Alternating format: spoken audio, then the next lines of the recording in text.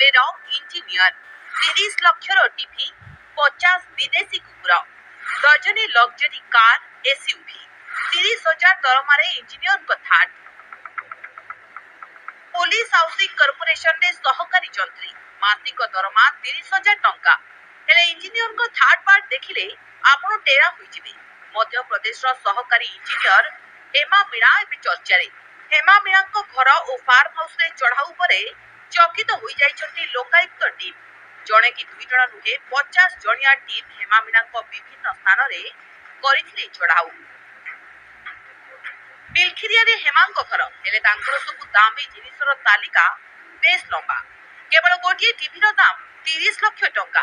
आश्चर्यकर कथा हेउछि 30,000 टंका रे कोटिपतिक परि थाट लोकायुक्त पुलिस रो कहिबा अनुसार 13 वर्षर चाकरी काल मध्यरे हेमामीणांको संपत्ति परिमाण 232% बढ़िछि जेतेबेले कि अधिकरु अधिक तांको संपत्ति परिमाण मोट 18 लाख टंका हेबा कथा। तांकर मोट कलाधनर परिमाण प्राय 1000 कोटी टंकारु अधिक हेबो बोली अनुमान। सहकारी इंजीनियर हेमा मीणा तांको बापांक सह 20,000 वर्गफुट जमी रे तैयारी 40 रूम विशिष्ट आलिशान बंगला रे रुहନ୍ତି जहार मूल्य प्राय 4 कोटी रु अधिक। एहा सहित फार्म हाउस रे रहिछि 50 रु अधिक विदेशी कुकुर जहार मूल्य लक्षाधिक टंका। एहा सहित फार्म हाउस रे 60 रु 70 भिन्न प्रजातिर गाय मध्य देखिबाकु मिले। एमानकर देखाशुणा करबा पई 15 रु ऊर्ध्व कर्मचारी को मध्य नियुक्ति दिया जायछि। कर्मचारी सह कथा हेबा पई वाकीटकी व्यवहार करती हेमा।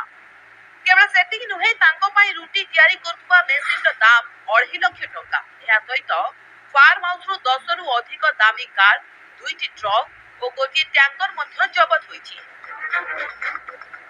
हेमा मीणांको जबत संपत्ति तालिका रे रहिछि घर फार्म हाउस लक्षाधिक टंकार कृषि उपकरण हाउसिंग बोर्ड रो लक्षाधिक टंकार उपकरण फार्म हाउस रे विदेशी ब्रांड रो मद मध्य जबत करा जायछि। हेमा मीणा रायसेन जिल्ला रो जपना गाँव रो बासिंदा 2011 रे करिथिले चाकरी। 2020 रे निज आयठु अधिक संपत्ति अर्जन करिबा अभियोग होइथिला तांको नारे। खोलताड़ परे खोलिछि कला साम्राज्य।